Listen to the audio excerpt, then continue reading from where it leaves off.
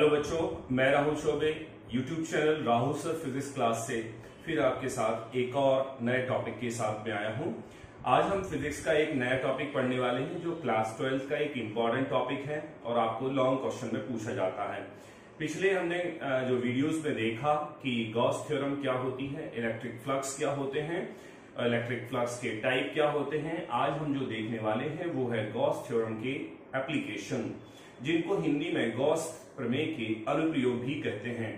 तो बच्चों इस टॉपिक को ध्यान से देखिए क्योंकि एग्जाम में ये वाला क्वेश्चन पूछा जाता है। तो आज हम करने वाले हैं एप्लीकेशन ऑफ गॉस थ्योरम या फिर गॉस प्रमेय के अनुप्रयोग। एप्लीकेशन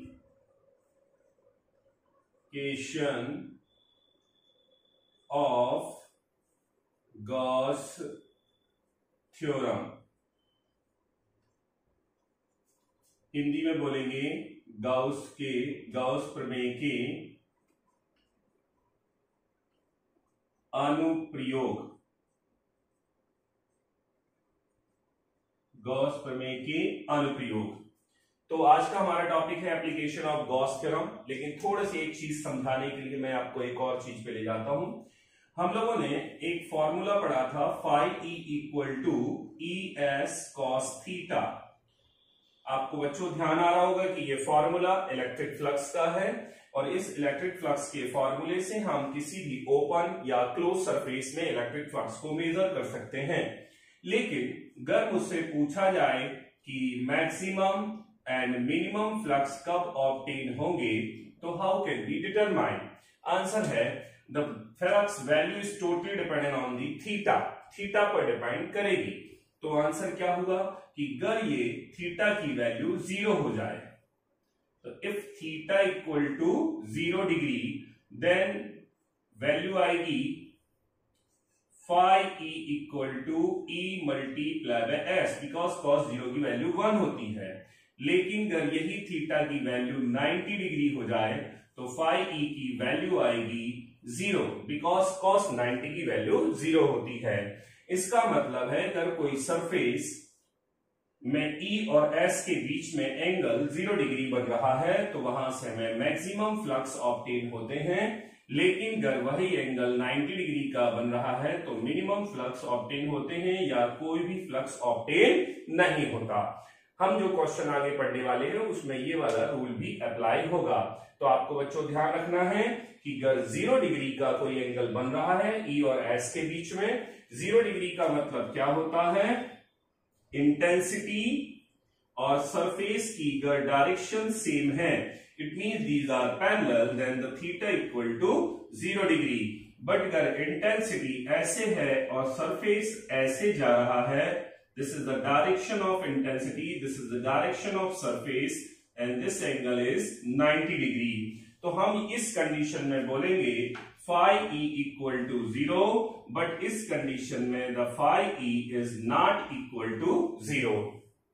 ये आपको ध्यान रखना है। थोड़ा सा कंसेप्ट मैंने आपको इसके बारे में बताया। अच्छा, अब आ जाते हैं बच्चों हमारे एप्लीकेशन ऑफ गॉस थ्योरम पे। क्या होते हैं एप्लीकेशन ऑफ गॉस थ्योरम? तो मैं एक बहुत अच्छी ट्रिक बता रहा हूं जिससे आपको ये पता चल जाएगा कि क्वेश्चन में गॉस थ्योरम का नाम ही ना लिया जाए, लेकिन यदि क्वेश्चन को पूछा जाए तो हम कैसे पहचानते हैं कि वो गॉस थ्योरम का एप्लीकेशन है। तो अगर किसी क्वेश्चन में ऐसा दिया है find electric field intensity, question में दिया है फाइंड इलेक्ट्रिक फील्ड इंटेंसिटी और लिखा है ड्यू टू, और कोई क्या दिया है? चार्ज। अब चार्ज का मतलब है भाई, चार्ज तो हमने भी पढ़ा था। चार्ज का मतलब क्या है? यहां पे चार्ज का शेप, अलग अलग शेप के चार्ज दिए हों और उन चार्जेस से इलेक्ट्रिक फील्ड इंटेंसिटी किसी पॉइंट पर निकालने को कही गई हो। किसी आवेश के कारण किसी बिंदु पर अगर विद्युत क्षेत्र की क्या तीव्रता निकालने को कही जाए तो हम तुरंत समझ जाएंगे कि ये एप्लीकेशन ऑफ गॉस थ्योरम या गॉस का अनुप्रयोग है। एक बार फिर से बता देता हूं, मैंने कहा कि अगर किसी क्वेश्चन में इलेक्ट्रिक फील्ड इंटेंसिटी निकालने को कही जाए किसकी वजह से, चार्ज की वजह से, तो उसे एप्लीकेशन ऑफ गॉस थ्योरम कहेंगे। या फिर हिंदी में देखेंगे कि यदि किसी आवेश के कारण किसी बिंदु पर विद्युत क्षेत्र की तीव्रता निकालने को कही जाती है तो उसे गॉस का अनुप्रयोग बोलते हैं। तो ये हो गया पहचानने का तरीका। अब कोई क्वेश्चन दिया है, find the electric field intensity due to point charge, find the electric field intensity due to linear charge, find the electric field intensity due to spherical charge, find the electric field intensity due to cylindrical charge. अब सब में word क्या आ रहा है, charge. सब में word क्या आ रहा है, इलेक्ट्रिक फील्ड इंटेंसिटी। सभी क्या है, एप्लीकेशन ऑफ गॉस थ्योरम। तो एप्लीकेशन ऑफ गॉस थ्योरम को पहचानने का तरीका मैंने आपको बताया कि एप्लीकेशन ऑफ गॉस थ्योरम को पहचानने का तरीका है किसी भी क्वेश्चन में ये ना कहा जाए कि ये गॉस का एप्लीकेशन है, लेकिन कैसे पहचानते हैं तो ये आपको मैंने तरीका बताया। कौन कौन से एप्लीकेशन ऑफ गॉस थ्योरम होते हैं, थ्योरम, ये बहुत इंपॉर्टेंट क्वेश्चन पूछा जाता है, इसका सबसे इंपॉर्टेंट है, इसमें जनरली पेपर में पूछा जा गया है। तो कूलम्ब्स इनवर्स स्क्वायर लॉ, ये सारे सब में क्या है, चार्ज है। बस अकेला एक एक्सेप्शन केस है जिसमें वो खुद ही बोलता है गॉस थ्योरम से निकालो, बाकी ये सब में लिखा है ये वाला चार्ज, ये वाला चार्ज। आप एक सिलेंड्रिकल का भी हो सकता है, लेकिन हम उसके बारे में आगे चर्चा करेंगे। अब क्वेश्चन इज राइट दैट कैसे निकालते हैं, तो मैं एक बहुत अच्छी ट्रिक बताने वाला हूं। ट्रिक क्या है, कोई भी चार्ज दिया हो और उससे क्या निकालनी हो, इलेक्ट्रिक फील्ड इंटेंसिटी, ये फ्लो में बता रहा हूं। सबसे पहले क्या लीजिए, चार्ज, चार्ज से बनाइए क्या, सरफेस, या इसको बोल सकते हैं फील्ड। फील्ड में क्या निकालिए, फ्लक्स। फ्लक्स को किससे क्या करिए, कंपेयर, किससे करिए, गॉस थ्योरम से, गॉस थ्योरम से।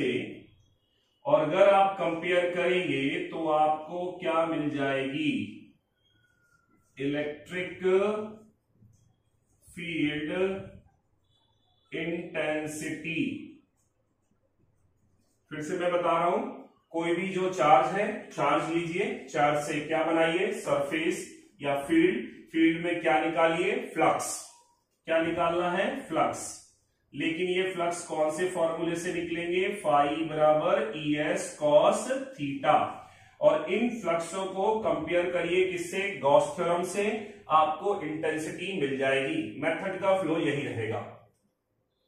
पहले फिर से एक बार देख लीजिए, charge, surface, flux, compare with Gauss and then intensity. तो बच्चों हम स्टार्ट कर रहे हैं पहला एप्लीकेशन गॉस का, जिसको बोलते हैं electric field intensity due to linear charge, या फिर हिंदी में बोलेंगे रेखीय आवेश के कारण विद्युत क्षेत्र की तीव्रता। बहुत ध्यान से देखना है, ये सारे क्वेश्चन डायग्राम बेस्ड हैं। तो हमारा टॉपिक है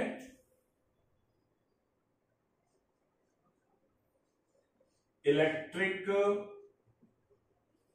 field intensity at a point due to linear charge. मैंने बताया इसको हिंदी में रेखीय आवेश बोलते हैं। ठीक, अब हमने जो आपको मेथड सिखाया फ्लो, सबसे पहले चेक करिए चार्ज कौन सा है, तो लीनियर चार्ज। अब question is right that how can be form the linear charge. So answer है, मैंने एक क्या लिया, वायर जो कि इनफाइनाइट लेंथ का है, एक वायर टेक किया जो कि इनफाइनाइट लेंथ का है, और मैंने इसको प्लस क्यू चार्ज दिया।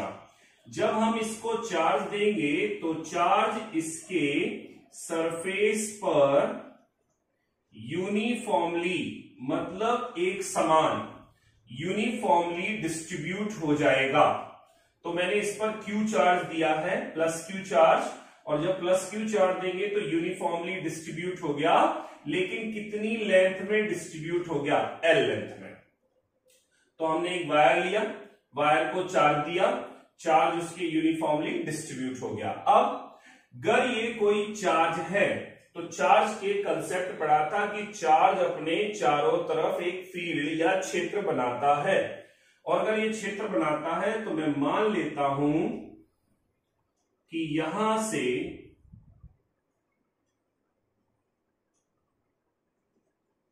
ये वाला पॉइंट, यहां से आर डिस्टेंस पर कोई पॉइंट पी मान लिया, जहां पर electric field intensity plus charge है तो बाहर की तरफ इंटेंसिटी जाएगी, इलेक्ट्रिक फील्ड इंटेंसिटी ई है। अब अगर ये इंटेंसिटी आर डिस्टेंस तक, जैसे मान लीजिए ये चार्ज है और ये इंटेंसिटी यहां आर डिस्टेंस पर दे रहा है, तो यहां भी आर डिस्टेंस पर देगा, यहां भी आर डिस्टेंस पर देगा, यहां भी आर डिस्टेंस पर देगा, मतलब चारों तरफ देगा। और अगर ये चारों तरफ देता है तो मैं इसको रेडियस सपोज करके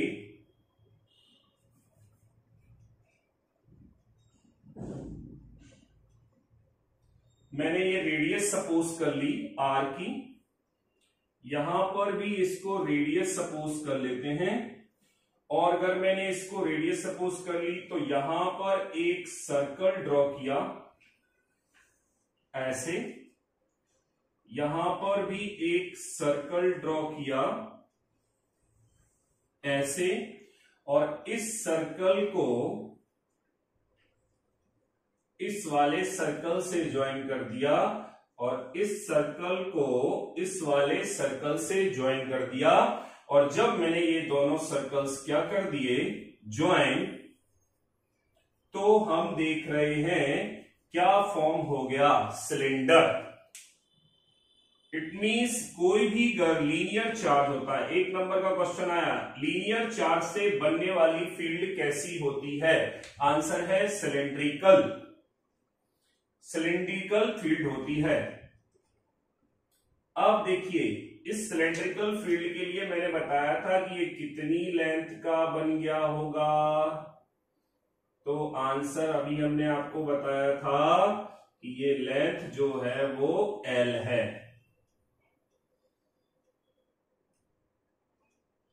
this is L length, L length का बन गया था,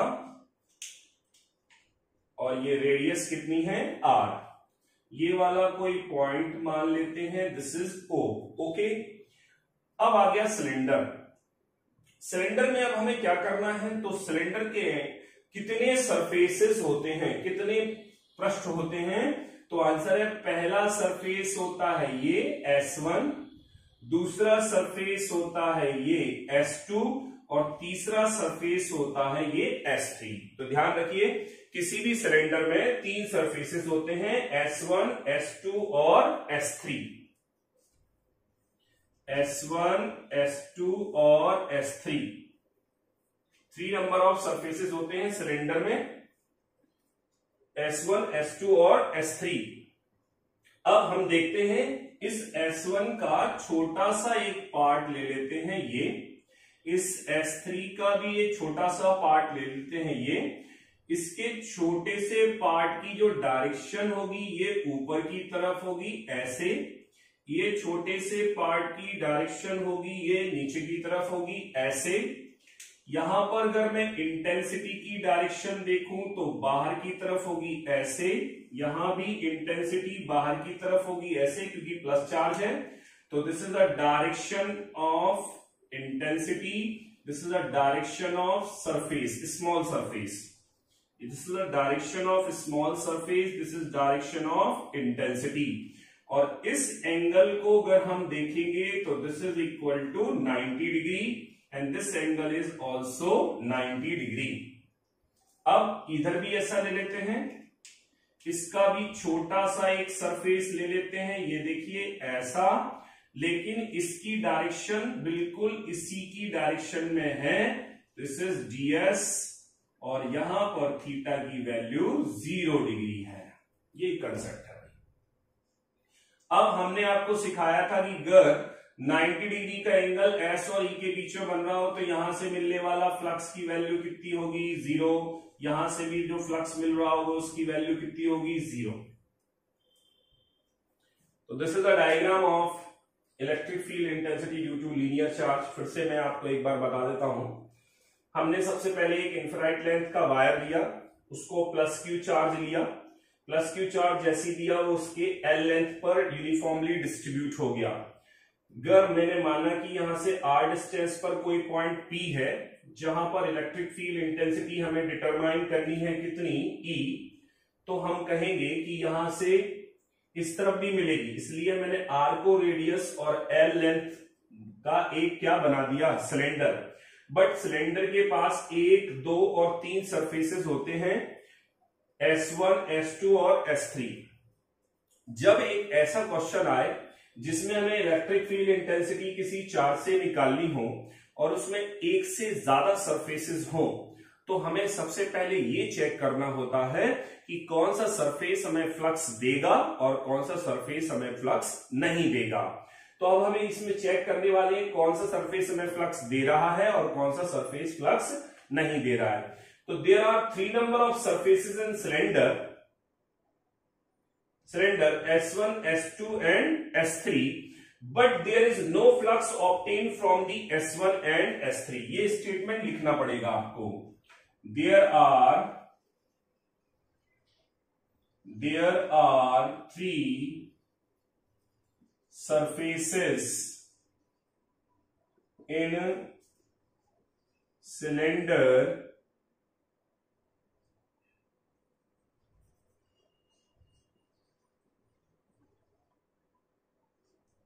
but there is no flux obtained from S1 and S3 because angle between E and ds will be 90 degree. अब इन दोनों से तो कोई फ्लक्स मिला नहीं, तो बचा कौन सा सरफेस, S2। S1 जो है वो circular, plane circular surface, S3 जो है वो plane circular surface, but this is a curve surface. So 3 surfaces होते हैं, लेकिन इनसे और इनसे फ्लक्स नहीं मिल रहा है। While in S2 angle between E and ds will be 0. So net electric flux passes through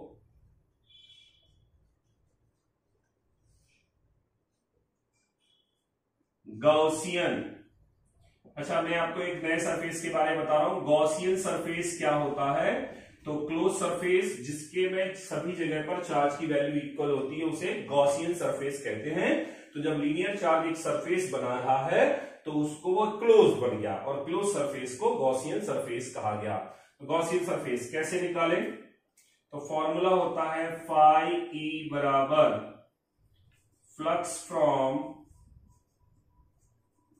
S1 plus flux from S2 plus flux from S3।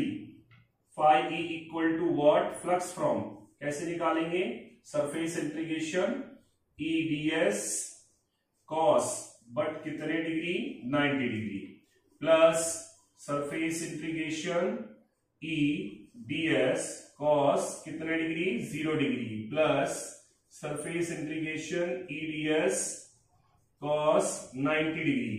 अब cos 90 वाले तो सारे जीरो हो जाएंगे, इसलिए क्या लिखा जाएगा, फाई ई बराबर 0 plus surface integration EDS plus 0। तो यहां तक हमने क्या किया, लीनियर चार्ट था, उससे जो फील्ड बनी है वो सिलेंड्रिकल होती है। सिलेंड्रिकल फील्ड में 3 सरफेसेस होते हैं, 2 से फ्लक्स नहीं मिल रहा है लेकिन एक से मिल रहा है, तो नेट फ्लक्स निकालने के लिए हमने सबके फ्लक्स को ऐड कर दिया, तो यहां पर ये वैल्यू हमें गेट हो गई। अब देखिए फाई ई बराबर हमें मिल चुका है surface integration of EDS. Phi E equal to, पहले फ्लक्स निकाला मैंने, 4 से फील्ड बनाई, फील्ड से अब फ्लक्स निकाल रहे हैं, ई को बाहर रखा, surface integration of DS. What is the meaning of surface integration of DS? किसी भी स्मॉल सरफेस का अगर सरफेस इंटीग्रेशन करा जाए तो उसका टोटल सरफेस एरिया मिल जाता है। Because it is a cylinder, so cylinder का सरफेस एरिया होता है 2 पाई आर एल। एच की जगह पर हम एल का यूज कर रहे हैं, तो फाई ई की वैल्यू आ जाएगी E multiply by 2 pi R L. 2 pi R L, this is equation number 2। देखो बच्चों, एक चीज हमें पहले माननी पड़ेगी, इसमें हम चर्चा बाद में करेंगे। This is a density, lambda equal to होता है Q अपॉन ऑफ L, तो Q इक्वल टू होगा L lambda. This is equation number मैं फर्स्ट दे रहा हूं, अभी चर्चा करूंगा इसके बारे में। अच्छा, ये तो मिल गए flux, but by Gauss theorem. Gauss theorem क्या कहती है, फाई ई बराबर Q अपॉन ऑफ क्या होना चाहिए, epsilon not. This is equation number 3। मैंने बताया था कि इसको इससे कंपेयर करेंगे by comparing equation second and third. और अगर थर्ड को कंपेयर करें तो E multiply by 2 pi R L बराबर Q upon of epsilon not. तो E की वैल्यू आ जाएगी Q upon 2 pi R L epsilon not. But इस इक्वेशन से Q की वैल्यू ये है, तो E बराबर Q की जगह पर L लैम्डा रखेंगे 2 pi R L epsilon naught, L से L कैंसिल, E बराबर lambda upon 2 pi R epsilon naught, and the formula is newton per coulomb, where lambda is linear charge density. What is the meaning of linear charge density? The charge present in unit length is said to be a linear charge density. तो मैं मान के चलूंगा इस question में कि lambda is a linear charge density, the charge present in unit length is L. So this is the question. एक बार generally मैं फिर से रिवाइज करा देता हूं, बहुत बढ़िया क्वेश्चन है। हमारा क्वेश्चन था electric field intensity at a point due to linear charge, या रेखीय आवेश के कारण विद्युत क्षेत्र की तीव्रता। हमने एक तार लिया, एक वायर लिया, कंडक्टिंग वायर, उसको चार्ज दिया, और चार्ज जब हमने प्लस क्यू दिया तो वो उसकी एल लेंथ पर यूनिफॉर्मली डिस्ट्रीब्यूट हो गया। अब मैंने आर डिस्टेंस तक इससे इंटेंसिटी, एक पॉइंट सपोज किया जहां इंटेंसिटी निकालना था, तो इसके चारों तरफ भी आर डिस्टेंस में हमें इंटेंसिटी मिलेगी। हमने इसको रेडियस सपोज करके एल लेंथ का एक सिलेंडर बनाया।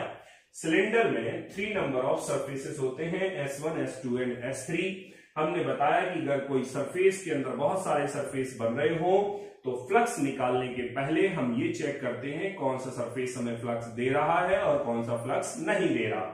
तो मैंने देखा कि S1 और S3 से कोई फ्लक्स नहीं मिल रहे हैं, क्योंकि डायग्राम कहता है कि इसमें एंगल कितने डिग्री का बन रहा, 90 का, और यहां भी 90 का, जिससे टोटल फ्लक्स की वैल्यू इससे मिलने वाली, इससे मिलने वाली 0 है। बट S2 में ऐसा नहीं है क्योंकि 0 डिग्री का है। तो हमने जब टोटल फ्लक्स निकाला तो हमें केवल S2 से मिला, और ये फॉर्मूला आ गया।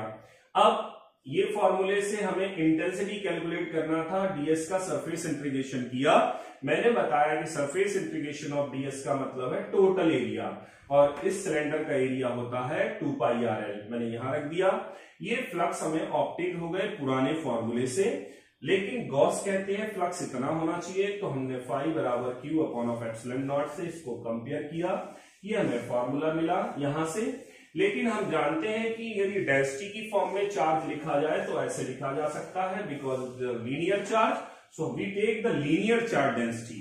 If it is a surface charge तो surface charge density, if it is a volume charge then the volume charge density. तो इससे फॉर्मूला आ गया, this is newton per coulomb. Very important question.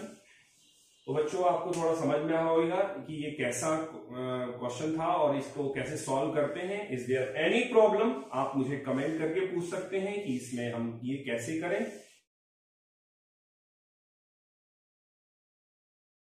बच्चों अभी हम लोगों ने एक क्वेश्चन सीखा और उस क्वेश्चन का नाम था electric field intensity due to linear charge. उसमें एक टर्मिनोलॉजी आई जिसका नाम था चार्ज डेंसिटी। तो अब जो हम सीखने वाले हैं वो है चार्ज डेंसिटी के बारे में कि चार्ज डेंसिटी क्या होती है। So the topic name is charge density.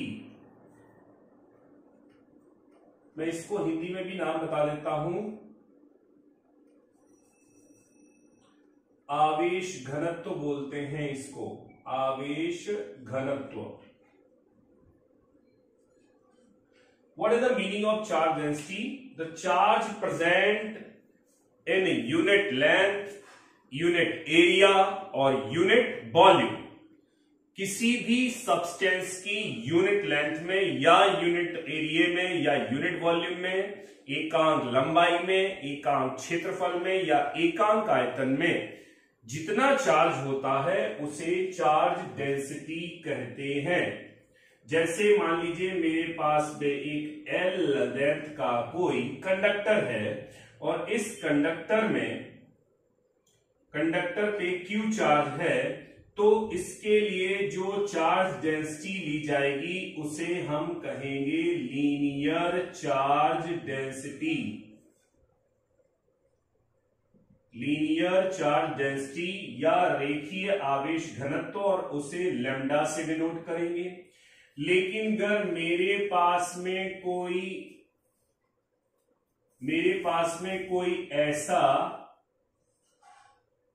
Surface है जिसके पास में लेंथ भी है और एरिया भी है, इसके पास में क्या है एरिया, इसके पास में क्या थी लेंथ। अब इसमें जब ली जाएगी और इसमें अगर चार्ज Q है और एरिया A है तो यहां ली जाएगी surface charge density, surface charge density, जिसको पृष्ठीय आवेश घनत्व कहेंगे। इसे सिग्मा सिंबल से डिनोट करते हैं। लेकिन अगर कोई ऐसा है जिसके पास में वॉल्यूम है, क्या है volume, because it is a sphere, it is not a circle, it is a sphere, गोला है और इसका वॉल्यूम V है, तो इस पर अगर Q चार्ज है तो यहां पर हम जो टर्म लेंगे उसका नाम होता है वॉल्यूम चार्ज डेंसिटी। इसका मतलब है अगर चार्ज लीनियर शेप में है, लेंथ शेप में है तो लीनियर चार्ज डेंसिटी टेक की जाती है। अगर वो सरफेस फॉर्म में है तो सरफेस चार्ज डेंसिटी, और वॉल्यूम फॉर्म में है तो वॉल्यूम चार्ज डेंसिटी, इसे रो बोलते हैं। तो इसके लिए लैम्डा, इसके लिए सिग्मा और इसके लिए रो टेक किया जाता है। बट कैसे लिया जाता है, फॉर्मूला क्या है? तो आपने जैसे फॉर्मूला पढ़ा था 11th क्लास में पढ़ा होगा, mass equal to volume multiply में डेंसिटी होता है। ऐसे ही यहां पर हम फॉर्मूला पढ़ेंगे, charge equal to dash dash dash multiply by dash dash dash density, dash dash dash multiply by dash dash dash density, और थर्ड में dash dash dash multiply by dash dash dash density. What is the meaning of dash dash dash? अगर ये क्या है length है तो यहां पर आएगी लीनियर चार्ज डेंसिटी। अगर यहां पर क्या है एरिया है तो क्या आएगी, सरफेस चार्ज डेंसिटी। और अगर यहां पर वॉल्यूम है तो आएगी वॉल्यूम चार्ज डेंसिटी। ये फॉर्मूले बन जाते हैं। अगर इन्हीं को टर्मोलॉजी की फॉर्म में लिखें तो मैं इसको टर्मोलॉजी की फॉर्म में कैसा लिख सकता हूं, this is Q equal to L multiply by lambda. इसे क्या लिख सकता हूं, Q equal to A multiply by sigma. और इसे क्या लिख सकता हूं, Q बराबर V मल्टीप्लाई बाय रो। तो अगर इसके अकॉर्डिंग फॉर्मूला देखा जाए कि लैम्डा का फॉर्मूला क्या होता है, this is Q upon of L। इसके अकॉर्डिंग देखा जाए सिग्मा का क्या फॉर्मूला होता है, तो Q अपॉन ऑफ A। और इसके अकॉर्डिंग देखा जाए तो रो का क्या फॉर्मूला होता है, Q अपॉन ऑफ V। इसका मतलब है charge present in unit length is said to be a linear charge density, charge present in unit area is said to be a surface charge density, and charge present in unit volume is said to be a volume charge density। तो हमने देखा कि अलग अलग जगह पर अलग अलग टाइप के कंडक्टर्स जब यूज करते हैं तो हम चार्ज डेंसिटी के फॉर्मूले या चार्ज डेंसिटी अलग अलग टाइप से यूज करते हैं। तो हम वो 3 फॉर्मूले जो अभी सीखे उनको लिख लेते हैं। कौन कौन से 3 फॉर्मूले सीखे, पहला सीखा लैम्डा बराबर Q upon of L, sigma बराबर Q upon of A and rho बराबर Q अपॉन ऑफ V। इसको बोलते हैं लीनियर, इसको बोलते हैं सरफेस और इसको बोलते हैं वॉल्यूम चार्ज डेंसिटी। अब क्वेश्चन इज राइज दैट ये क्वेश्चन में कब यूज होते हैं कब यूज नहीं होते, तो सुनिए। एक सब्सटेंस होता है जिसे हम बोलते हैं कंडक्टर। अब question is right that conductor क्या होता है, a substance which is easily allowed to flow the charge. जो आसानी से चार्ज को फ्लो कर सकता है वो कंडक्टर कहलाता है। बट कंडक्टर भी 2 टाइप के लिखे जा सकते हैं यहां पर जो कंसेप्चुअल है। कैसे, पहला जो कंडक्टर होता है वो होता है सॉलिड कंडक्टर, मतलब जिसके बाहर भी मटेरियल है और अंदर भी मटेरियल है। लेकिन दूसरा कंडक्टर होता है होलो कंडक्टर का मतलब है खोखला। जैसे मैंने ये वाला एक कंडक्टर बनाया, एक कंडक्टर मैं यहां बनाता हूं ऐसे, इसके अंदर भी मटेरियल है और बाहर भी मटेरियल है। अब ये मटेरियल का क्यों कंसेप्ट बता रहा हूं, सुन लीजिए। कभी भी क्वेश्चन पूछा जाए कि चार्ज कहां पर प्रोड्यूस हो सकता है या चार्ज कहां होता है, तो आंसर है charge always present in the material. जहां मटेरियल नहीं है वहां चार्ज नहीं होगा और जहां मटेरियल है वहां चार्ज होगा। यहां पर देखिए होलो कंडक्टर बनाया, दोनों एक ही टाइप के कंडक्टर बना रहा हूं, बट ये है होलो कंडक्टर और ये है सॉलिड कंडक्टर। इसके अंदर भी मटेरियल है और सरफेस पर भी मटेरियल है। इसके अंदर मटेरियल नहीं है जबकि सरफेस पर मटेरियल है। तो कंडक्टर 2 टाइप के हो सकते हैं, एक होलो और एक सॉलिड कंडक्टर। इन फॉर्मूलों का जब यूज करेंगे तो कहां ये फॉर्मूले लेना है और कहां नहीं लेना, तो आंसर है कि if the conductor is solid type then we use this formulas. मतलब इन फॉर्मूलों का यूज कहां करा जाएगा, सॉलिड कंडक्टर में, और कहां नहीं करा जाता, होलो कंडक्टर में।